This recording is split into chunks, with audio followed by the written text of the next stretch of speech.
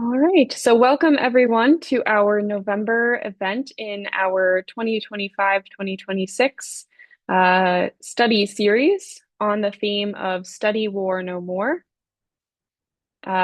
This is our theme for the academic year for WSCF-US. We are studying how the Bible calls us to resist militarism and violence within our society. And each month we are thinking about a different way that we can do that as a movement.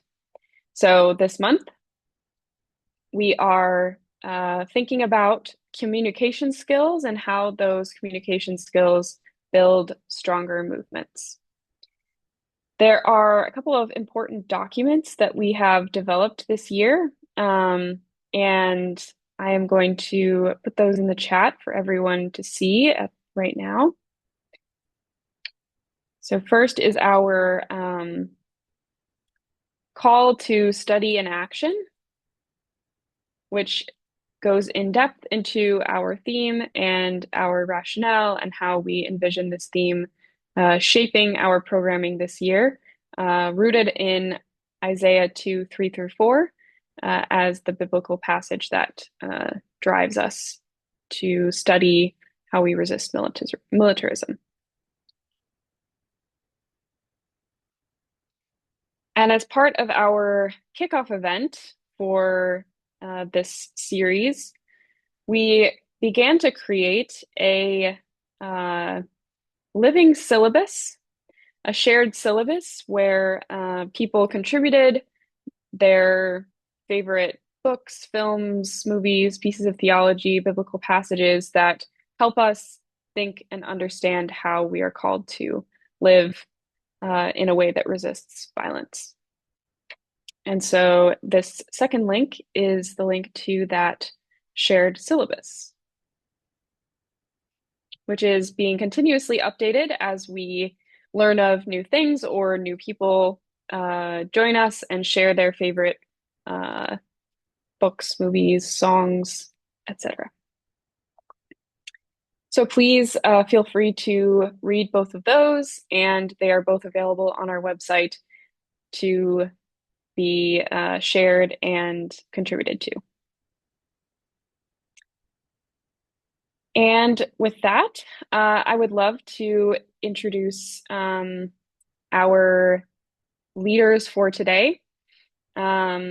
And for that, I'm going to just quickly share my screen.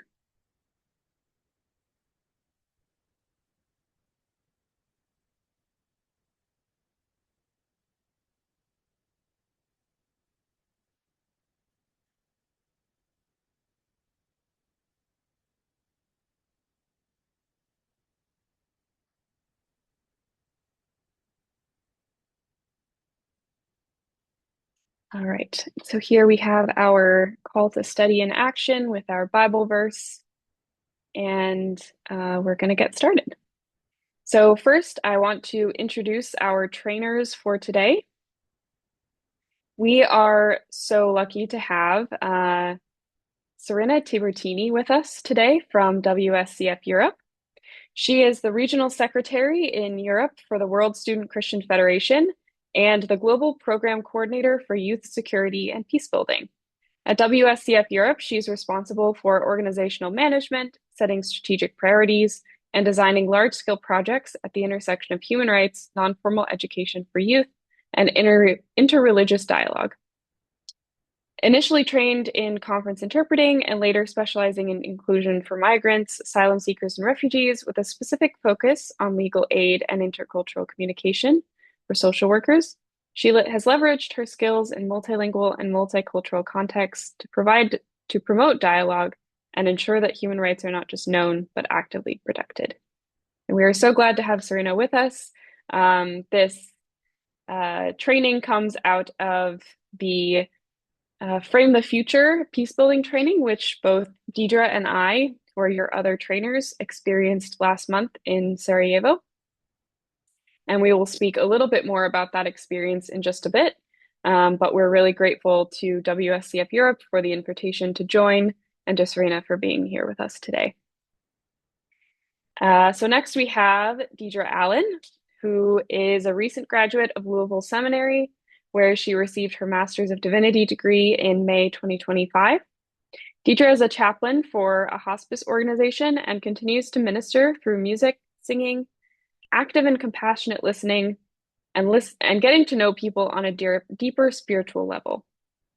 Deidre is also part of our wonderful student leadership team for the World Student Christian Federation in the US, uh, where she recently traveled with me to Bosnia and was able to engage with young adults across Europe on peace building initiatives.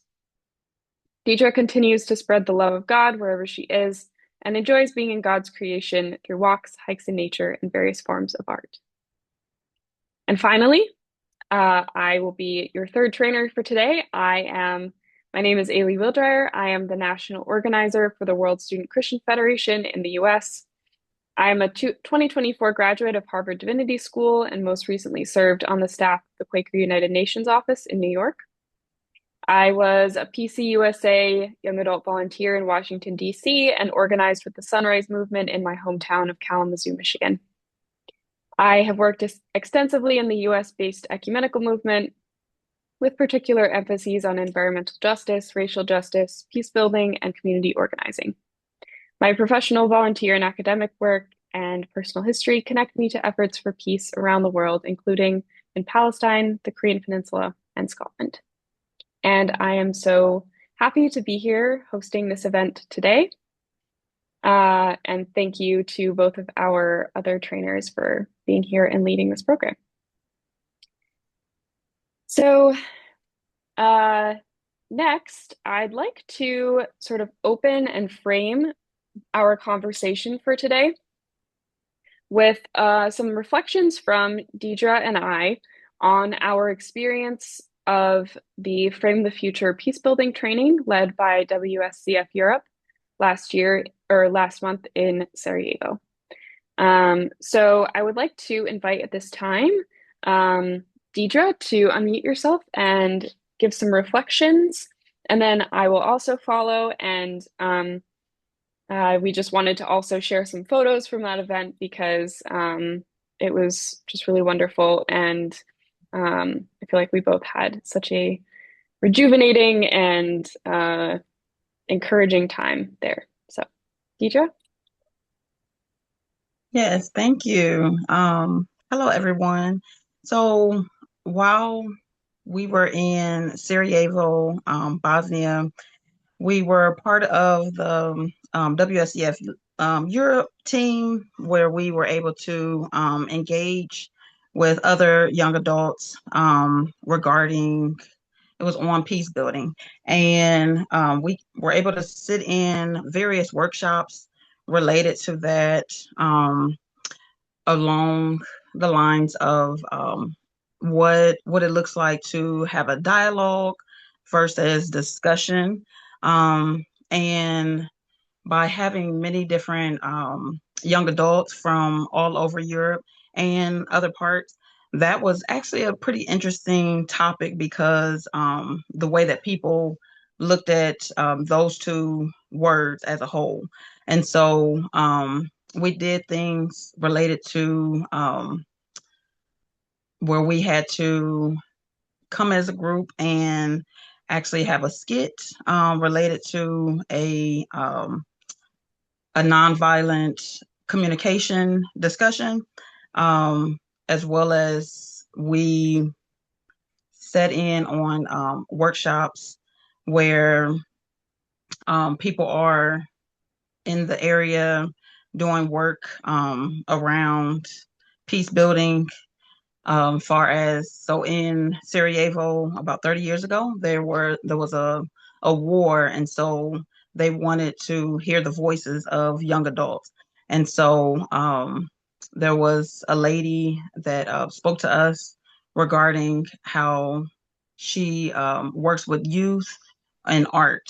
And so that was very powerful because they do it in forms of writing or visual art, as well as like videos of capturing those moments of what various generations have gone through and how that impacts the younger generation now.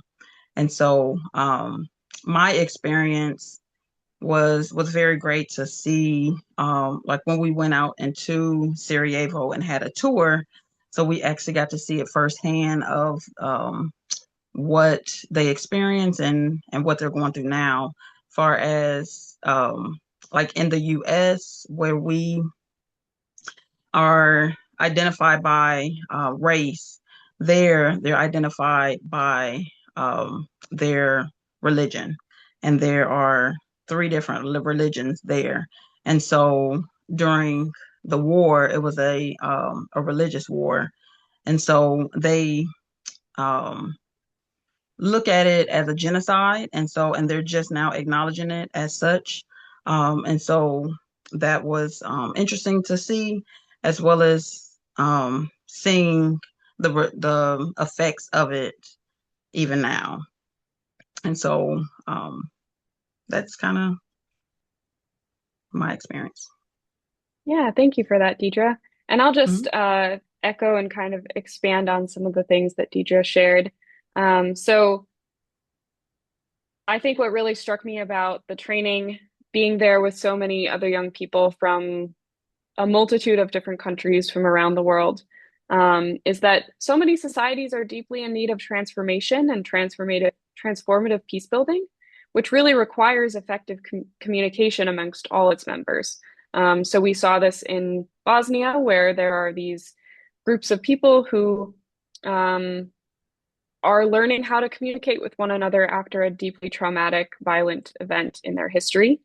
And I really felt that this peace building training and the communication skills that we learned, such as thinking about what dialogue means on a sort of broader scale, maybe a more theoretical scale, and then applying it through the training on nonviolent communication, which is what we will focus on today, was really helpful to think about how in our own society, in our own lives, in our own ministries, we can use these skills to create a more peaceful society, maybe beginning with our personal relationships at our dinner tables, especially at this time of year where we may be having some conflicting conversations at those dinner tables. But also, you know, in our movements, in our political organizations, in our churches, at a time when tensions are high and people's emotions are high, and this can create a lot of um, uh, conflict. So, uh, I was really appreciative of this training to show us that we are not alone in these things that we are learning and struggling with, um, and that it's really important to work on our own society's peace building to affect other people's societies as well. So, uh, with that, I am going to stop sharing and invite Serena to go ahead and begin her presentation on nonviolent communication. Thank you very much, Ailey. Thank you for the invitation and also thank you for joining us because it was the first time in a long time that we had a shared event, and it was really good to have the opportunity to talk to each other and get to know each other's work better. And I'm really, really grateful for that. I apologize. I don't know if you can hear the sounds in the back. My son is playing very loudly right now. I Okay. apologize. So Ailey and Deidre asked me to share with you what we did in Sarajevo about nonviolent communication, and I can tell you why we did that. We did that, we had a session on nonviolent communication because we realize more and more that communication is one of the first barriers to solving conflicts because we need to talk to each other if we want to change things, but it's not always easy and it's not always um, automatic to be able to talk to each other.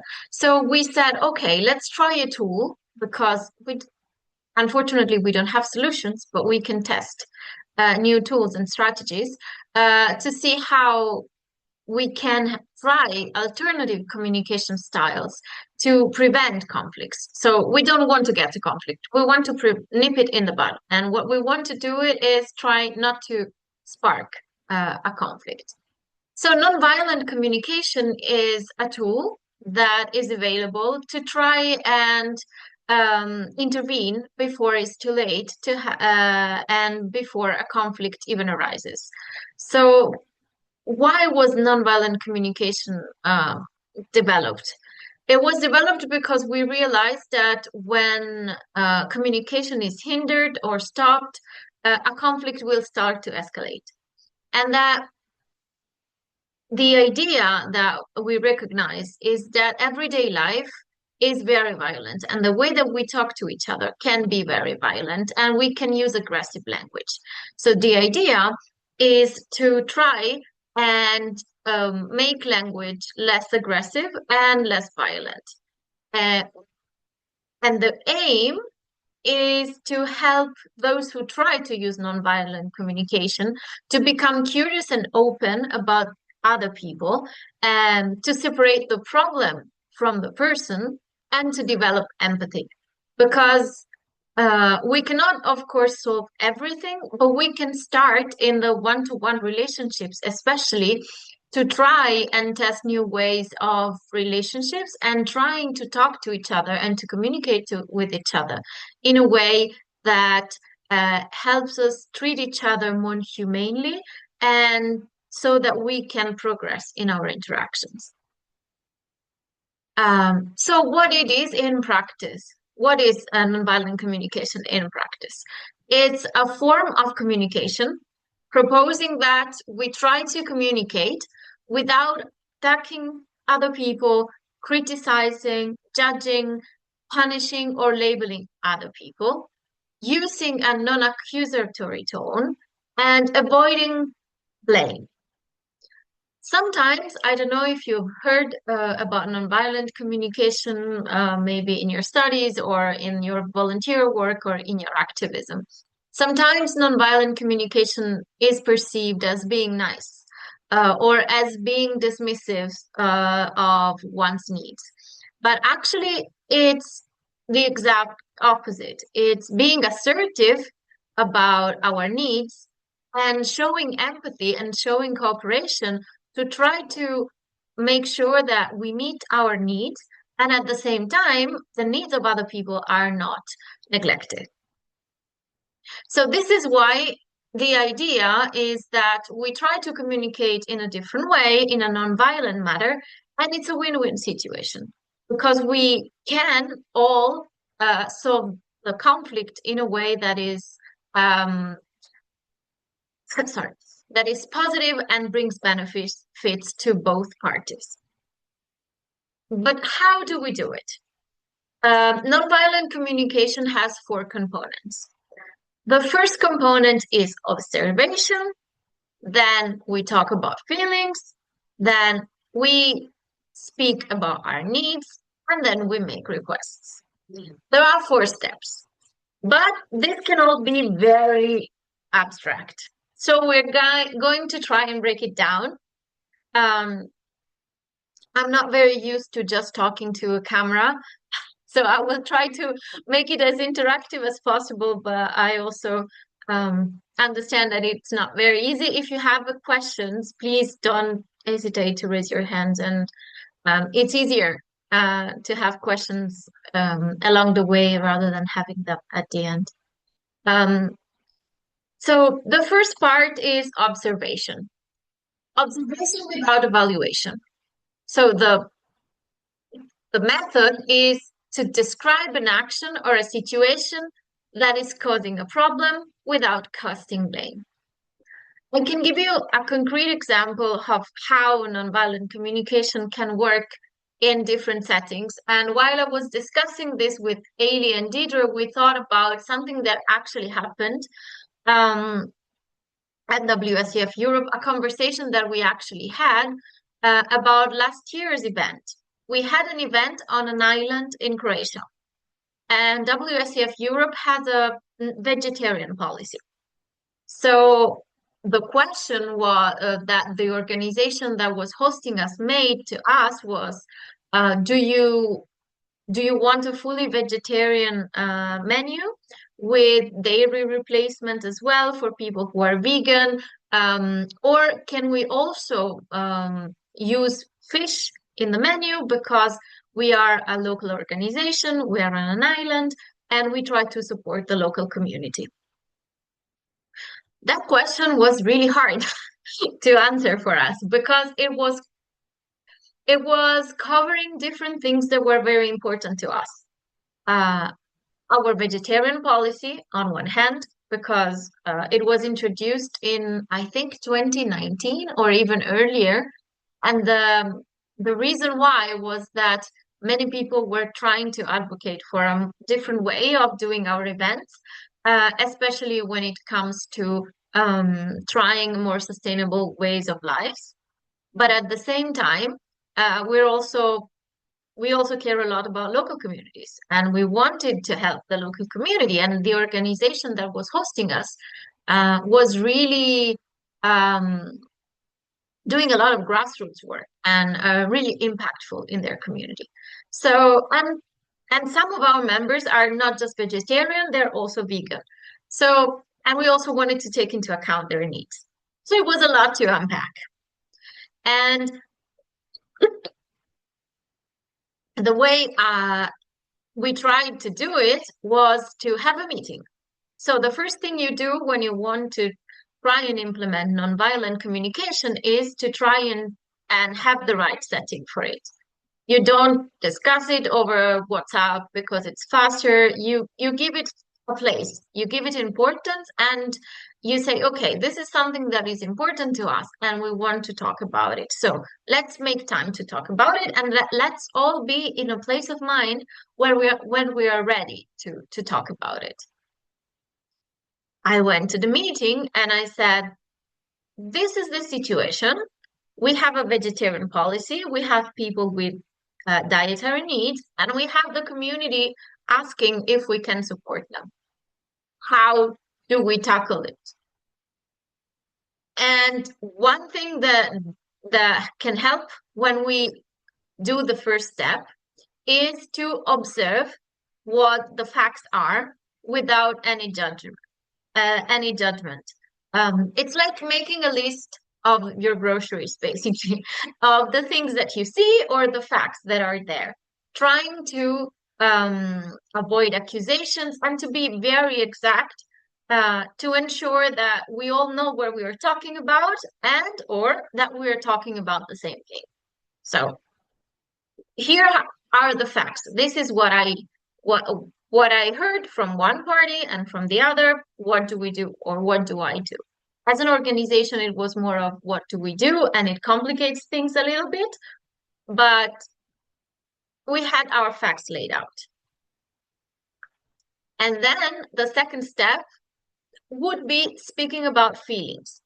So we report on the things that steer emotions, trying to describe them and what this situation steers up in us, but we need to take responsibility for those feelings and not to blame others. This can be very vague, but I found an example that was really fitting. Sometimes we tend to simplify this step, saying that it's important to use I language.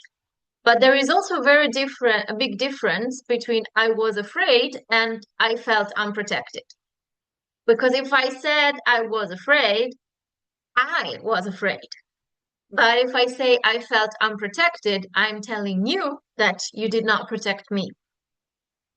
So it's very important to figure out where we stand in this conflict without trying to say what's lacking in other people's behavior. And it can be complicated because sometimes, especially if we care a lot, our feelings are a bit all over the place. And we can also own it and say, I was all over the place. I don't know how to feel about this. I just don't know that I don't like to feel like this. It's also an option.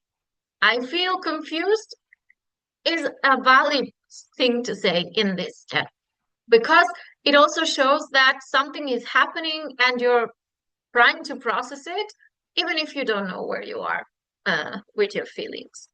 And the important thing is we take responsibility. I feel confused, but I don't want to feel this confused. I would like to solve it. Um, I feel confused because I need more clarity. And then it's a way to move on. So in the vegetarian thing, in the vegetarian incident, what was said from some people was, I feel conflicted because I would like to respect everybody's needs, but probably we won't be able to respect everybody's needs because some of their needs are conflicting. So again, what do we do? And the third step of nonviolent communication is, to me, the most difficult, because it requires us to connect our feelings with our needs. It's very difficult to describe why we have a feeling that we have expressed and what is the need behind the feelings that we are feeling. And at the same time, it's crucial because if we don't know why our reactions are happening and where they're coming from, we cannot solve this. We are stuck. And a way that is proposed to help us understand what the needs are is to make a distinction between positions, interests, and needs. So a position is something that I can say out loud and it makes perfect sense, but it's not really about me. So something like, I want to be inclusive, or I want to respect everybody's needs, or I it's a position, it's something that a political party could say. It's like a stance in a way. And you always have the same when it comes to certain topics. And then there is an interest. An interest could be, I want to look nice. I want this place to make sense for everyone. I want to create a space that works for everyone. And the need is really what actually moves you from your inner self. And the need is very difficult to find. Maybe the need in that situation, in the situation about the vegetarian policy, could have been, we need to make sure that everybody feels safe, or that everybody has something to eat. Because the bottom line of this was everybody needs to eat.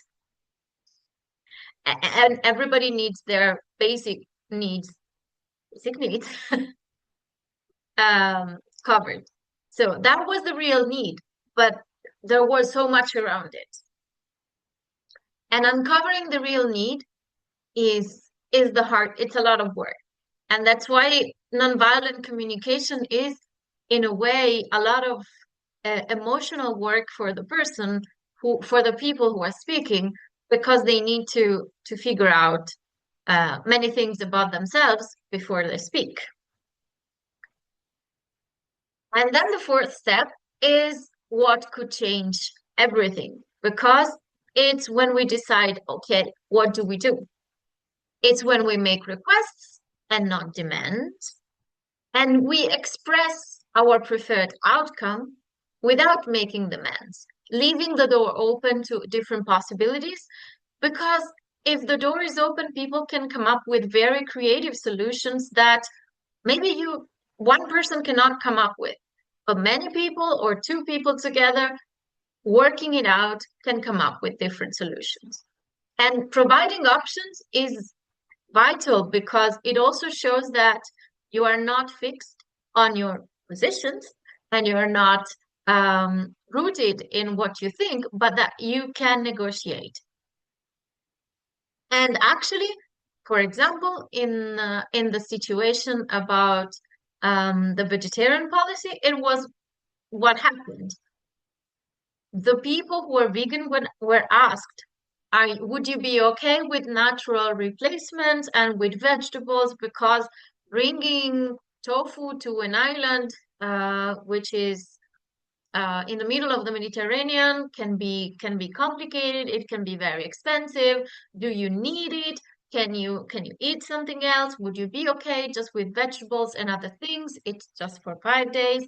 Those who are vegetarians were asked, are you comfortable with fish being cooked in the place? And are you comfortable with it? Would you try it? And some people said, I'm sorry, I've been vegetarian my entire life. I don't even know if I can do it because I also don't want to feel sick on an island. So we talked it out, and we came up with a solution that was to incorporate the fish option for those who wanted it. And it turned out to be a lot of people, more than we expected, to say that we would like to try it and we would like to support the local community. And at the same time, those who said, sorry, we cannot, they had another option. And that worked because there were different options in this case. And it was possible to make sure that there were different options. And it worked so well that people this year, when we were in Sarajevo, were regretting our cook because he was making sure that everyone was at ease with their menus, and he was catering to every single dietary need, and everybody felt seen and felt like they were not an inconvenience to the group, but that they could come with their needs. Of course, we were also lucky because we could provide those options, but the conversation that led to it was could have ended in a very different way. It could have ended with people saying, "Sorry, we have a vegetarian option. It's not happening." We could have stuck to the rules. We could have done things in a different way. We tried. I think it worked out in this kind of situation. Um, But I understand also that is not a process that can work everywhere. Are there any questions or things that were not clear?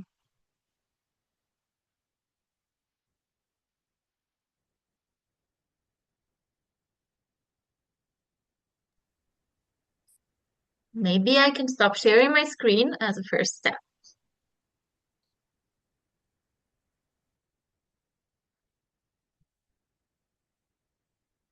I just wanted to say thank you so much for sharing that with us again, Serena. And just a reflection that because we heard a different example during the Frame the Future training, but I think that example just shows so clearly how important it is to open the door to communication, because we all know that having conversations like that within organizations where people feel very strongly about their values can be really difficult. And it sounds like using this model and using it to just sort of open the door to the conversation about how are we going to be creative and meet everyone's needs worked so well. And so I think that's what really struck me during the training about this tool is that when you open the door to communication, more times than not, it comes out with a more positive outcome than if there had been a more sort of structured or like strong stance form of communication. So I just wanted to say that and thank you. And yes, would welcome any other questions that people have before we sort of move on into our next conversation piece of this event. I would like to just make a statement. So going back to the training that took place in Sarajevo, it was a like how Ailey said, a different example that was given. And sometimes with nonviolent communication, it could be harder to do with your family or close ones that you know. And so one of the things when I was doing some research, like in the US, the person that comes up is Dr. Martin Luther King Jr. And some of the things that he talks about, like it's a lifestyle. And so, and if you start with love and peace and for yourself as well as others, then it just trickles out. But and I like what you said. It's not about nonviolent communication. Is not just about being nice or submit or um, dismissive, but to know that there's another method. So of and not having demands. So I think those were some good key points.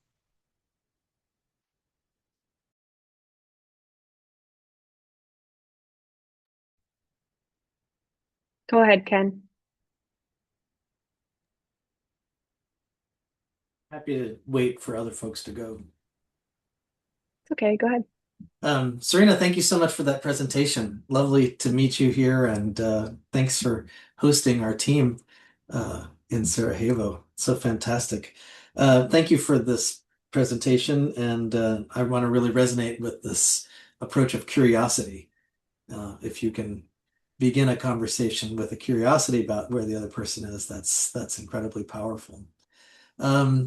The example you shared around negotiation over menus feels like it's a kind of situation, a conversation you can have where there's already peace and basic agreements about communication.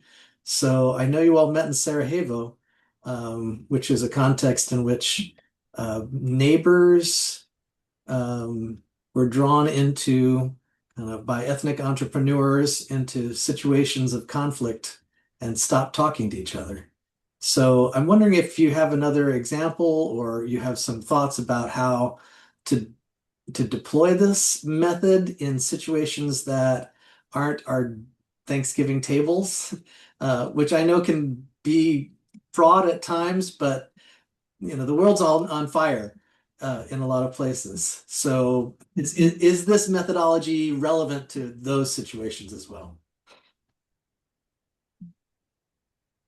Thank you, Ken. It's a very good question because it also helps us set the framework a little bit for this kind of tools.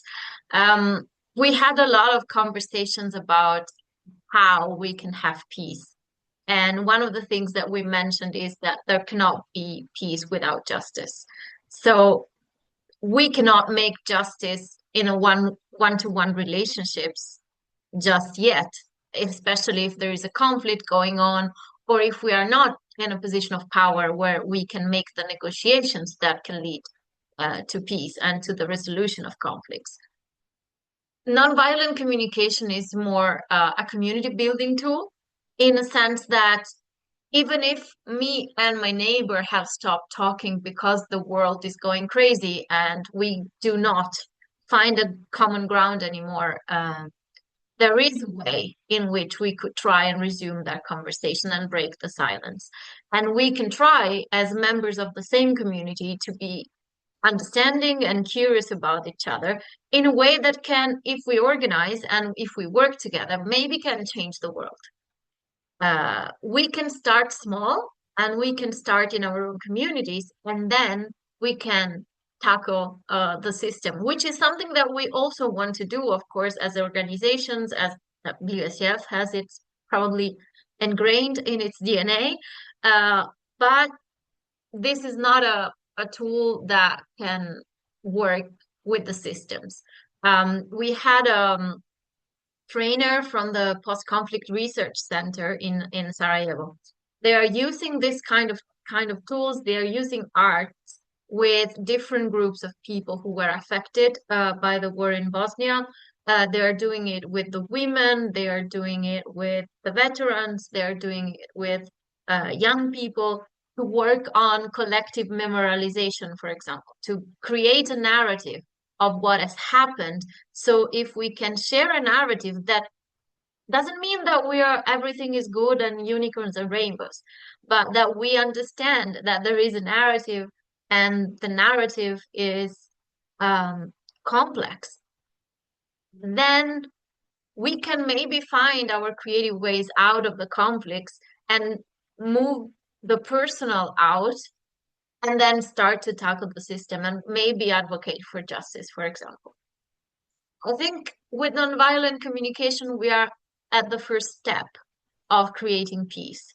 We're trying to see the problem, but take the person out of the problem. Because also what the lesson of Bosnia was, I was invited to the commemorations of the Srebrenica genocide in June this year. And one of the starking things is that genocide always starts with the dehumanization of the other.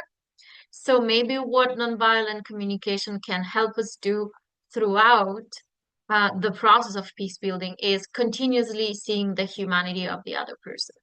And when I recognize you as a fellow human, it's more difficult for me to act violently. Not only talk to you in a nonviolent way, but also act violently. I don't know if it answers this answers your question. It's a great start. Thank you. Yeah, thank you for that answer to the question. I do think it's definitely a question that probably is unanswered by most people who use this tool. But I think that answer and that question sort of moves very smoothly into the next portion of this conversation. Just wanted to ask a couple more questions to Deidre and Serena to reflect a little bit more about this tool, and then we'll open it up to a shared conversation amongst all of us.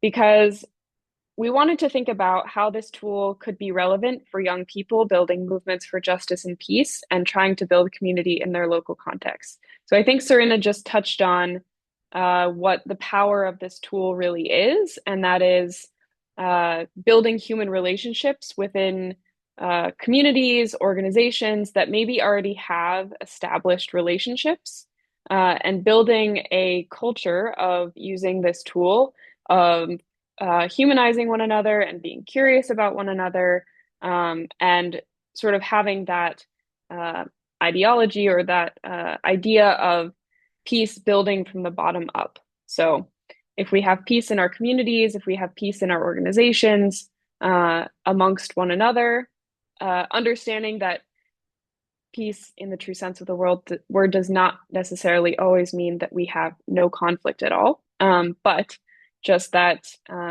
we strengthen our relationships and that we humanize one another.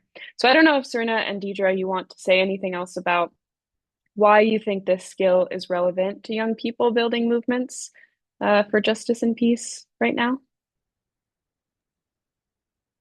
I'll touch on it some. So, as I was sharing earlier regarding Dr. Martin Luther King Jr. on nonviolence communication, he talked about that we have to fight injustice systems and not individuals. And so, what Serena just shared about seeing the humanity of people, um, and so in doing so, if we bring this framework to young adults, we can tear down the barriers and see each other leaning in with curiosity and to build a community that that we want to see. And for example, I like where having storytelling. So, and that could be through various forms of art, is helpful as well. And so that's one thing that I would add.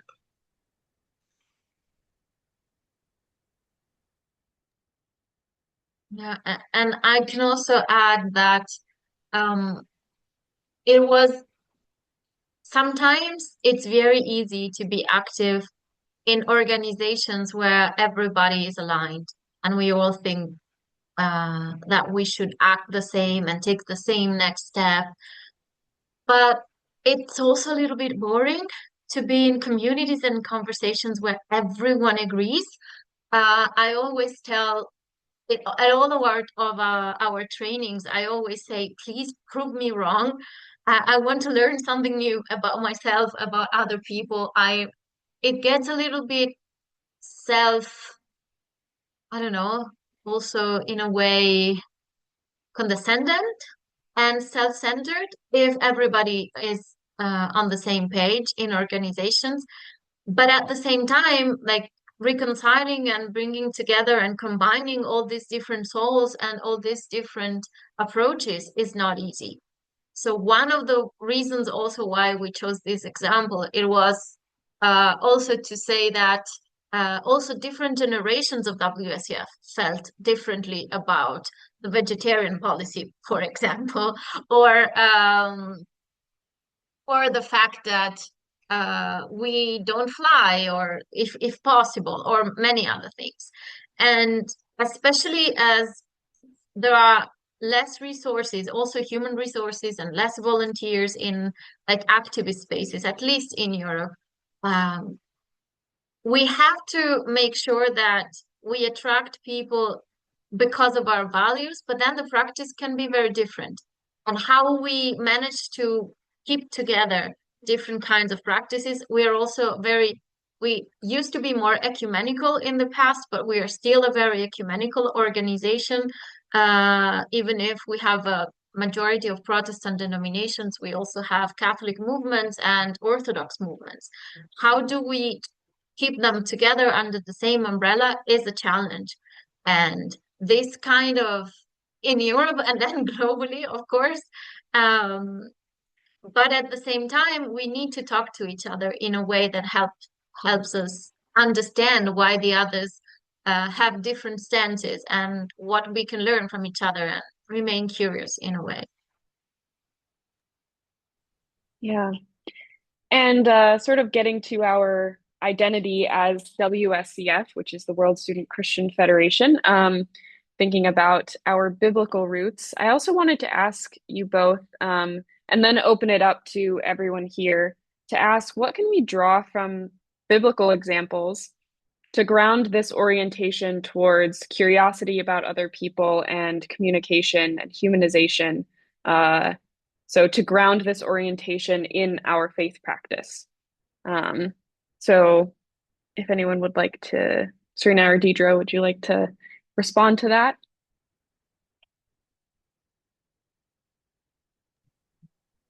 I am terrible at the Bible, I have to say.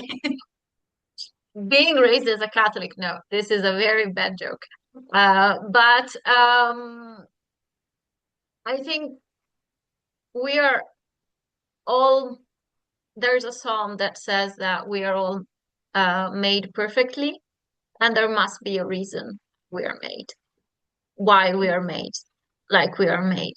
So sometimes it's just a matter of finding the right key to the uniqueness of the other person. Yeah, it's really wonderful. One of the most powerful moments of the training in Sarajevo for me was the one of the last sessions that we did together, where we all wrote our own peace pledges, and then we took some time to reflect individually. We wrote our peace pledges, and then we came back together as a group, and everyone read them out and sort of put them on a piece of paper so that we could all see them together. That was really powerful to me, and reflecting on the experience of the whole week and thinking about all the things that we had learned and done, what kept coming back to me was the benediction that I think is quite common in a lot of Protestant churches, which is the one that's sort of loosely based on Romans 12:9-18 about letting love be genuine, hating what is evil, holding fast to what is good, love one another, don't repay anyone evil for evil. And Romans 18 says, if it is possible, so far as it depends on you, live peaceably with all. And I love that benediction because it's something that I've heard pretty much every Sunday since I was a child. And I really think that it calls us to live in a certain way, rooted in this biblical tradition of creating peaceful communities, which is what I think early Christians were really striving to do. Um, and so I think it calls us to think about how we're living, not just on a macro level, but actually with one another as people. And so thinking about what a Christ-like way of life looks like down to our interpersonal relationships, and then especially our disagreements with one another. Because surely those came up for early Christians. And I think that's sort of what was being written in this letter as well.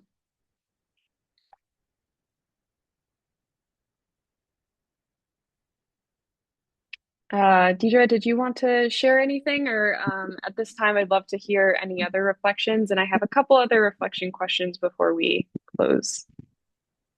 One of a biblical stance that comes to mind in the, I would say, Christian sense would be the Lord's Prayer, and the stanza on and forgive us our debts as we forgive our debtors.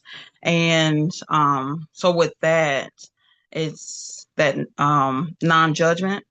So observing, but being present with like if we want to be forgiven, then we need to do the same with others. And so like presenting ourselves in such a manner that we are not going at it in a violent way that disrupts what can be off to a good start, right? And so but leaning in with, we keep saying it, curiosity, but also coming to a common ground of some sort. So that's what I wanted to add. Thank you. I'm Does anyone? oh sorry. Go ahead, Logan. Thanks. I'm thinking of Matthew 18 verses 15 and so on about like if your sibling wrongs you, you go directly to them, and there's a acknowledgement that maybe they won't listen to you. So then if they don't, then you go to another person or you then take it to your church, or like it keeps expanding outwards. And I appreciate that passage because it acknowledges that it's not always going to work and that communication is very difficult, especially when someone has wronged you, and that's why you are going to them as like the victim of some hurt or something. But I also really like this passage as it relates to our um, like motivations for Christian organizing, because this is the same passage that says like where two or three are gathered, God is in their midst. Um, and this idea that whatever is happening on earth will continue in heaven in a weird way. This like that whatever is bound on earth will still be bound in heaven, and whatever is loosed on earth will be loosed in heaven. And so it we're not off the hook by saying like these Christian siblings of ours who are doing really heinous things in God's name, well, God will just take care of them someday and like they will be judged. When actually like God is here with us now, and it's our responsibility to deal with it now because and I think it's just like a really practical like passage that has helped me a lot when I'm frustrated with someone. I'm like, well, I have to go talk to them about it. Mm. And if that doesn't work, it's okay, but like you have to at least like try. You have to at least try and know that God is there with you. Yes, that I think is such a good example. And reminds me of with this exercise during the training, we all sort of split off into groups and like thought of our own example and then sort of came up with the skit that Deidre was talking about earlier. And the example that my group came up with was a disagreement between a father and a daughter, and it didn't go well. It didn't work. But we gave the example of someone trying to repair a relationship in a way that is peaceful and curious and loving. And I do think that's what the Bible calls us to do. So, uh, does anyone else have any reflections on that? And then I'll just ask one final question before we close with a short prayer. We actually had one in the chat. Oh, sorry, I just missed that. It's totally fine. So it's from the scripture, 1 Corinthians 12, 12 through 27. And it says, As we are each one part in Christ's one body, we each have a role of playing in creating a new world for all people. Empire desires division and isolation. We believe God has other plans. Let us resist together as one body. Yes, and I think the note there was that that comes from our conference last year, our call to people to join our conference last year. So just showing how these themes really just continue with the organizing that we do as Christians as part of WSCF. So I finally want to ask people, and maybe this is kind of a bigger question, so maybe this is something that you take away and continue to reflect on. But recognizing that this skill is not always what is going to work, do you believe that this skill is the right way to approach disagreement? Not everyone has the same feelings about the strategies of nonviolence, and we want to leave it open to, as Serena was saying, we all have different opinions, and that creates that generates a lot of creativity. So, any final reflections on whether you believe that this skill is the right way to approach disagreement?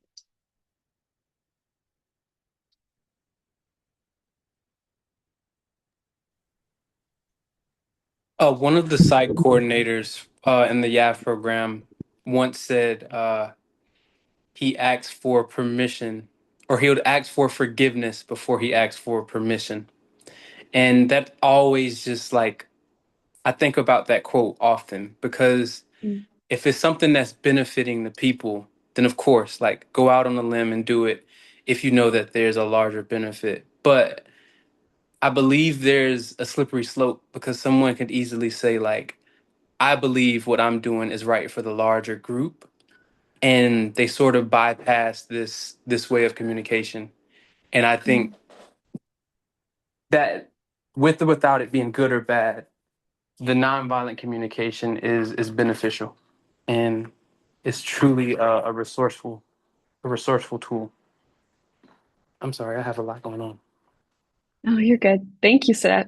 Yeah, Thanks. that's a good relation to that statement that I think we all hear a lot of the time: ask for forgiveness and not permission, which again is one of those things that definitely is applicable in certain situations, but could lead to a slippery slope if you don't actually engage with the people that you're acting on behalf of or acting with.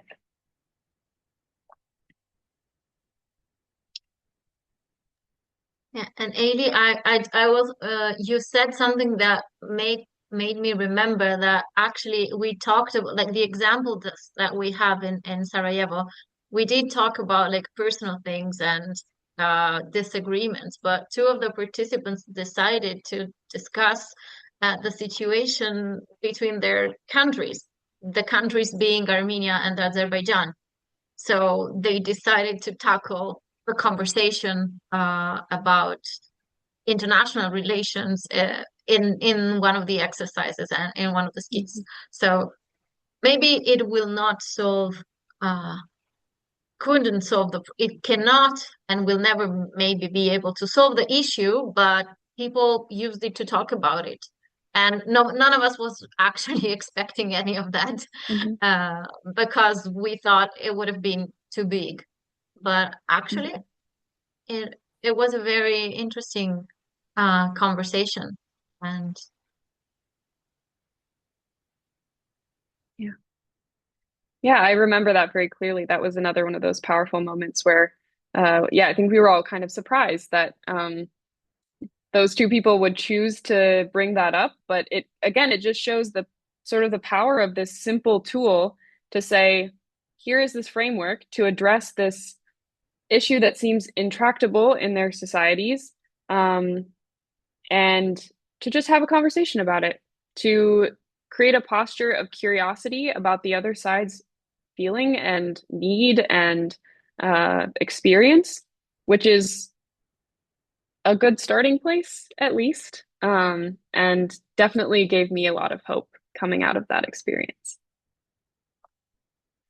All right. Thank you all so much for being here. At this time, I'm going to share my screen once again just to share some last, I'm going to skip through these. Okay. Just to share some invitations to you all for some upcoming events. So tomorrow, actually, we are having our monthly global prayer gathering, which will be led by our very own members of the student leadership team, Matt, who's here today, and Albarka. So they will jointly lead a prayer for about 20 minutes, and then we will have some time together as a community and then go about our nights. And we really love this time to just sort of take some time to be quiet and centered and bring our prayers to God. So please use the QR code on the screen to join, to register, or you can find the registration link on our social media as well. And then finally, please use the QR code on the other side of the screen to join our movement. If you're interested, if this conversation really sparked something for you or you're looking for community, please join us. We would love to have you. And finally, I would just like to close our time together with a short prayer and then release you all to the rest of your weekend. So please join me in prayer. Convening God, we are grateful for this time to spend together this evening or this afternoon, learning and practicing how to strengthen our relationships and communities. Give us the wisdom and patience to listen to those with whom we do not see eye to eye, and move within our communities so that they reflect your justice and peace here on earth. Amen. Thank you all so much and have a wonderful rest of your day. Thank you, guys. Everybody. A bunch of people, especially